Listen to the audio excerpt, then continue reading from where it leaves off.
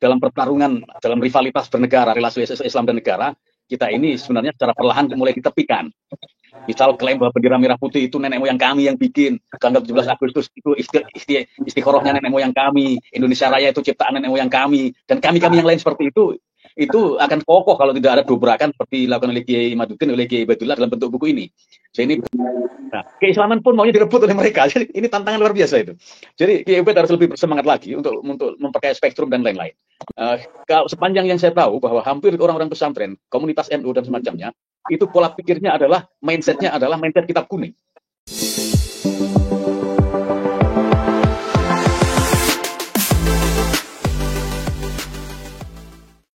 Assalamualaikum warahmatullahi ta'ala wabarakatuh.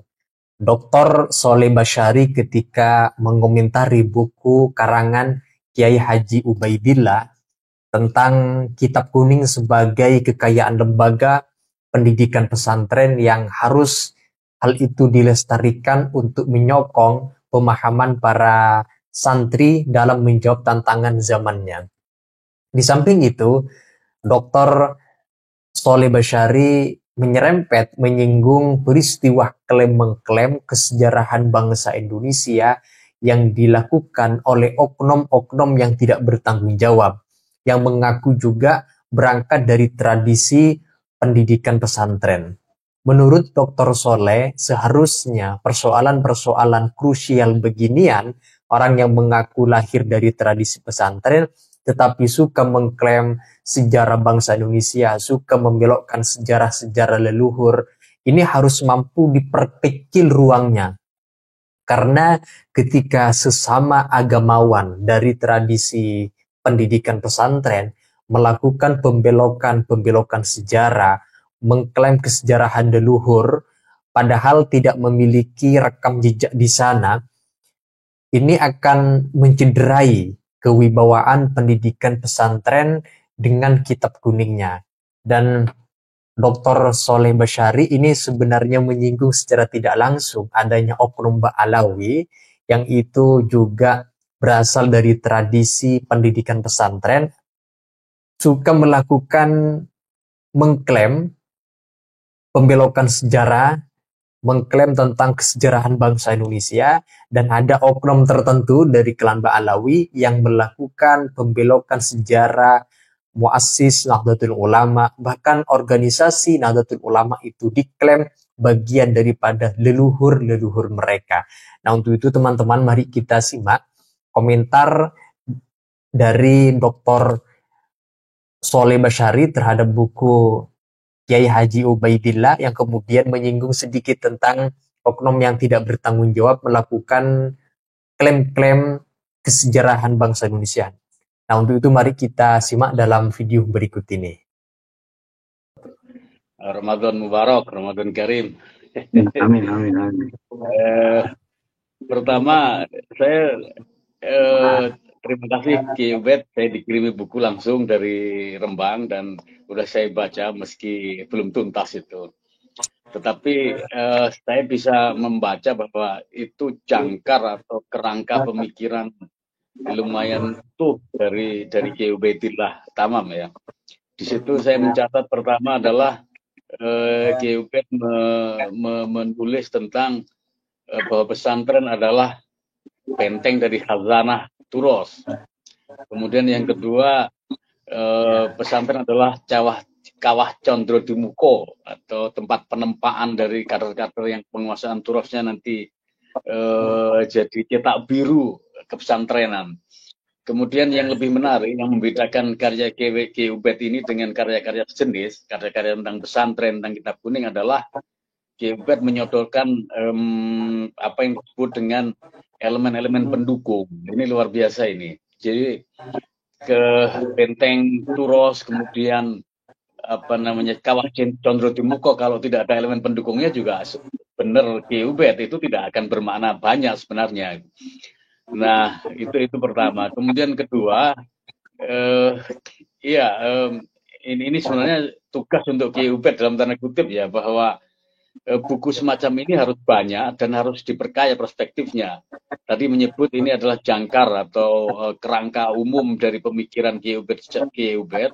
nanti insya Allah akan perlu oleh penulis lain atau dimatangkan oleh Kiai Ubed, terutama terkait dengan sebenarnya kan kita ini sebagai komunitas besar atau komunitas representasi Islam Nusantara itu tengah berebut dengan kelompok Islam lain terkait dengan relasi antara Islam dan negara. Katakanlah tadi Kiai Ubed nyinggung-nyinggung tentang Kiai Imad terkait dengan gerakan pembatalan nasab, itu layak untuk diangkat. Kenapa? Karena ada gelagat bahwa dalam pertarungan, dalam rivalitas bernegara, relasi Islam dan negara, kita ini sebenarnya secara perlahan mulai ditepikan. Misal klaim bahwa bendera merah putih itu nenek moyang kami yang bikin, tanggal 17 Agustus itu istikharahnya nenek moyang kami, Indonesia Raya itu ciptaan nenek moyang kami, dan kami-kami yang lain seperti itu akan kokoh kalau tidak ada dobrakan seperti dilakukan oleh Kiai Imaduddin, oleh Kiai Ubaidillah dalam bentuk buku ini. Jadi ini buku sangat relevan dan harus diperkaya memang. Nah, kemudian ketika saya menyebut bahwa kita ini mulai terdesak atau di pinggir sebenarnya terkait sebagai komunitas besar Islam Nusantara, komunitas asli, dengan ketika dihubungkan dengan negara adalah manakala ternyata kelompok mereka itu tidak hanya memanfaatkan resources, tidak hanya memanfaatkan sumber daya, tidak hanya memanfaatkan nomenklatur keislaman, keagamaan untuk hadir, untuk memenangkan pertarungan di level negara, tapi hampir di semua segmen. Di industri minyak ternyata mereka ada. Di industri di Pertamina yang kasus itu mereka ada hadir. Kemudian di industri di jasa-jasa lain, di segmen politik lain atau sumber-sumber ekonomi lain mereka juga hadir. Sementara kalangan kita seperti di bukunya Kiai Ubed tadi baru sebatas bahwa kita adalah benteng dari khazanah keilmuan Turos, benteng dari kitab kuning, sekaligus juga kawah Candur di Muko. Kita sedikit lupa, kita sedikit khilaf, sedikit alpa bahwa elemen pendukung yang disebut Kiai Ubed tadi dalam hal ini adalah bagaimana relasinya dengan negara, bagaimana bidang-bidang itu kita perluas, itu sedikit terabaikan. Nah, ruang kosong itu atau sejatinya kan satu-satunya resources yang kita desakkan dalam konteks negara hanya konteks keislaman belaka. Padahal kan dalam bernegara itu ada aspek lain di luar aspek agama. Ada aspek ekonomi, aspek industri, aspek politik, kemudian aspek-aspek kesehatan dan lain-lain. Katakanlah bahwa ada sekian rumah sakit, sekian perguruan tinggi yang dikelola oleh negara atau milik negara. Berapa persen pemain kita ada di situ? Berapa persen sumber daya kita terserap di situ? Belum lagi yang hal-hal yang teknokratik atau yang muatan teknologinya tinggi yang kita tidak bisa menjangkau. Nah, ini kan nyaris satu-satunya yang kita jadikan sumber daya untuk bertarung, untuk terlibat sebagai representasi sebagai komunitas di level negara adalah nomenklatur keagamaan keislaman belaka. Nah, keislaman pun maunya direbut oleh mereka. Jadi ini tantangan luar biasa itu. Jadi Kiai Ubed harus lebih bersemangat lagi untuk memperkaya spektrum dan lain-lain. Nah, kemudian yang terakhir menjawab pertanyaan Mas Yusuf tadi, seperti apa sih sebenarnya peran kitab kuning dalam cetak biru keislaman kita? Kalau sepanjang yang saya tahu bahwa hampir orang-orang pesantren, komunitas NU dan semacamnya, itu pola pikirnya adalah mindsetnya adalah mindset kitab kuning.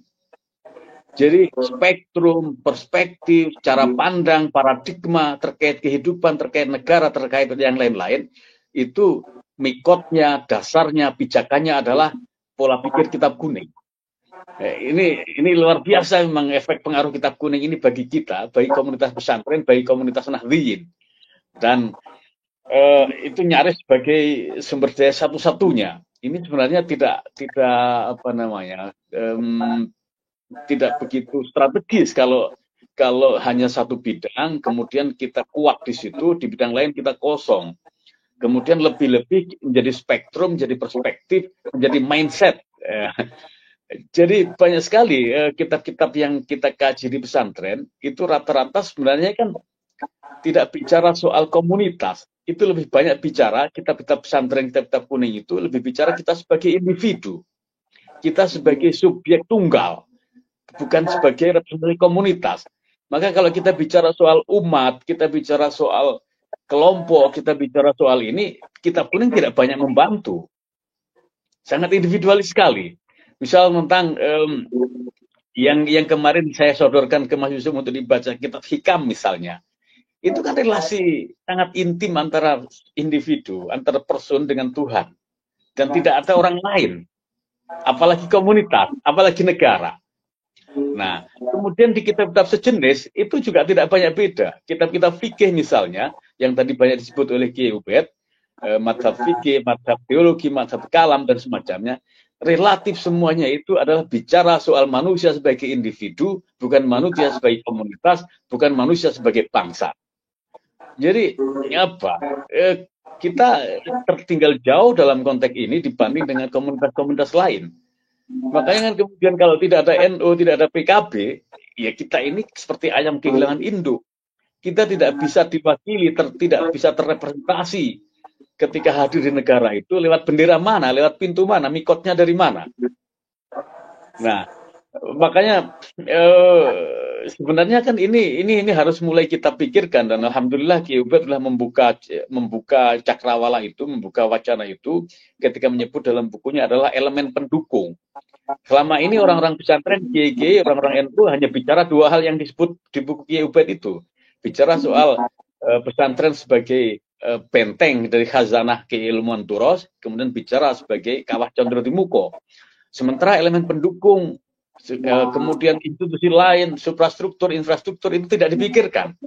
Nah, kalau nggak dipikirkan, ya kita menjadi inward looking, tidak outward looking. Kita melihat ke internal, ke dalam, bukan keluar. Nah, kalau seperti itu kan kita tidak, kalau dalam peribahasa nggak beda jauh dengan kata dalam tempurung gitu. Mungkin itu dulu. Komentar dari Dr. Soleh Bashari terhadap buku karangan Kiai Haji Ubaidillah Tamamunji. Kemudian beliau sangkut pautkan dengan ada oknum-oknum yang itu juga bagian dari tradisi kalangan pesantren yang melakukan pembelokan sejarah-sejarah dan mengklaim tentang kesejarahan bangsa Indonesia.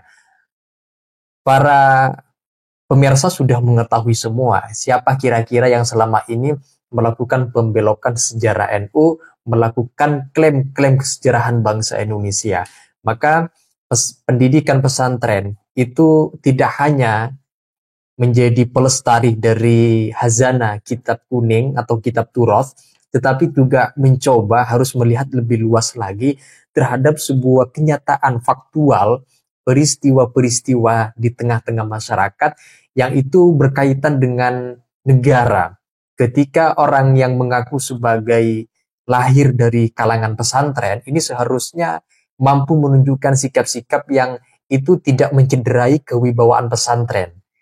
Apa itu yang dapat mencederai kewibawaan pesantren? Melakukan manipulasi, melakukan tindakan-tindakan yang amoral, melakukan tindakan tidak bertanggung jawab, membelokkan sejarah, memanipulasi makam-makam palsu. Ini tidak boleh terjadi. Maka ruang-ruang hal ini harus dijaga betul bagaimana kewibawaan pesantren ini tetap terawat, terjaga oleh orang-orang yang lahir atau mengaku lahir dari tradisi lingkungan pendidikan pesantren. Nah, itu saja teman-teman, silakan kalau kalian ingin menyampaikan pendapat terkait dengan komentar dari Dr. Soleh Bashari yang mengomentari bukunya Kiai Haji Ubaidillah Tamamunji, termasuk juga menyerempet, menyinggung, menyindir terkait dengan adanya oknum yang melakukan pembelokan klaim-klaim kesejarahan bangsa Indonesia.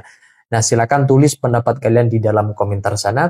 Sekian dari saya. Wassalamualaikum warahmatullahi wabarakatuh.